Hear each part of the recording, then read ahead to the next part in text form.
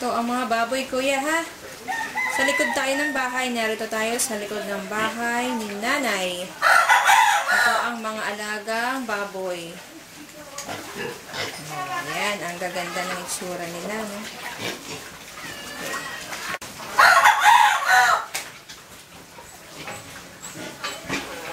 Ayan pa. Yung pa yung alaga ni nanay na baboy.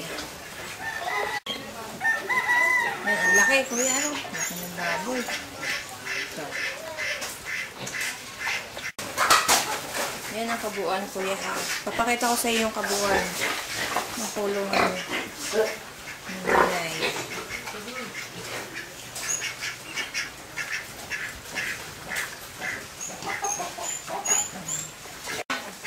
Yan, may dalawang aso na kabantay sa likuran ng bahay ni nanay.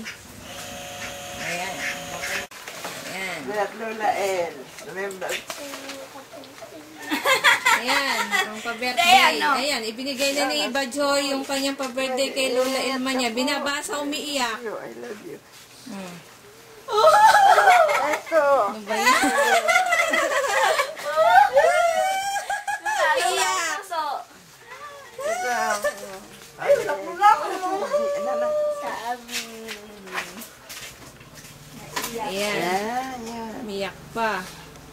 Tren, Joy. Bayet.